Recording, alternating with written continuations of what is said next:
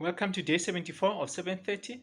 Today we're finishing chapter 7 of Leviticus, and we're reading the first 12 verses of chapter 8. From the New Living Translation, it reads, "These are the instructions regarding the different kinds of peace offerings that may be presented to the Lord. If you present your peace offering as an expression of thanksgiving, the usual animal sacrifice must be accompanied by various kinds of bread made without yeast, thin cakes mixed with olive oil, wafers spread with oil, and cakes made with choice flour mixed with olive oil. These peace offerings of thanksgiving must also be accompanied by loaves of bread made with yeast. One of each kind of bread must be presented as a gift to the Lord. It, it will then belong to the priest who splattered the blood of the peace offering against the altar. The meat of the peace offering of thanksgiving must be eaten on the same day it is offered. None of it may be saved for the next morning. If you bring an offering to fulfill a vow, then in this case, or a voluntary offering, the meat must be eaten on the same day the sacrifice is offered, but whatever is left over may be eaten on the second day. Any meat left over until the third day must be completely burnt up. 18. If any of the meat from the peace offering is eaten on the third day, the person who presented it will not be accepted by the Lord. You will receive no credit for offering it. By then the meat will be contaminated. If you eat it, you will be punished for your sin. Meat that touches anything ceremonially unclean may not be eaten. It must be completely burnt up. The rest of the meat may be eaten, but only by people who are ceremonially clean.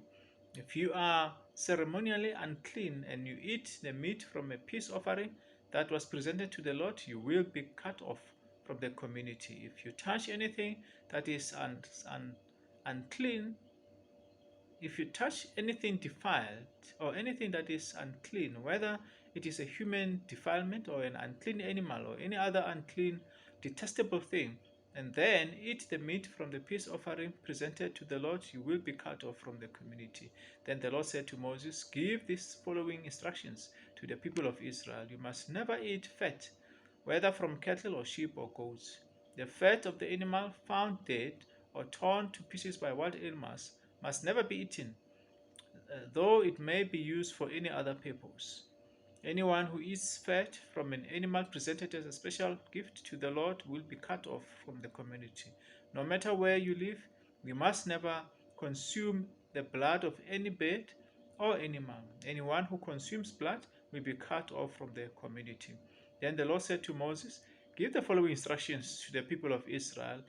When you present a peace offering to the Lord, bring part of it as a gift to the Lord. Present it to the Lord with your own hands and as a special gift to the Lord.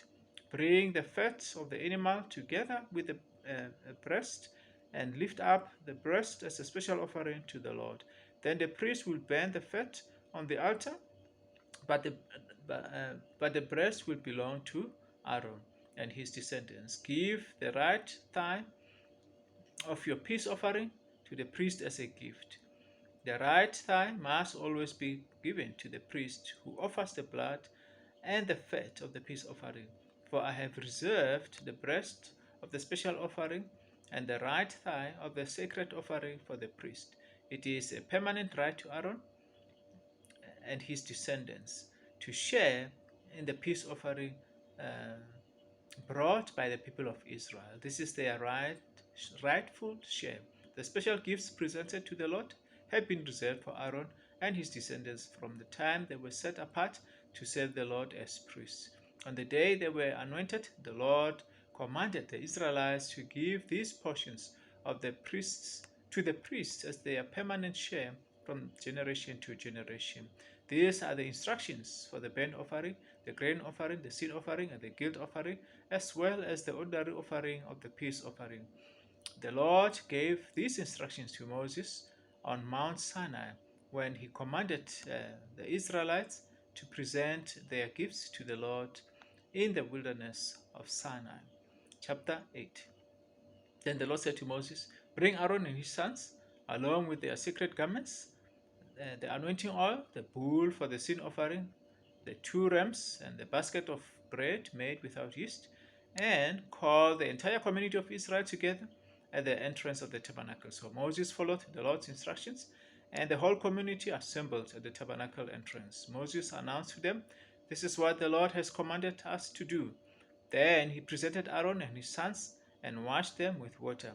He put the official tunic on Aaron and tied the sash around his waist. He dressed him in a robe, placed the ephod on him, and attached the ephod securely with its decorative sash. Then Moses placed the chest piece on Aaron and put the Urim and the Thummim inside it. He placed the turban on Aaron's head and attached the gold medallion, the badge of holiness, to the front of the turban, and just as the Lord had commanded him. Then Moses took the anointing oil and anointed the tabernacle and everything in it, making them holy. He sprinkled the oil on the altar 7 times, anointing it and all its utensils, as well as the washbins and its stand, making them holy. Then he poured some of the anointing oil on Aaron's head, anointing him and making him holy for his work. And until we meet again tomorrow, stay blessed.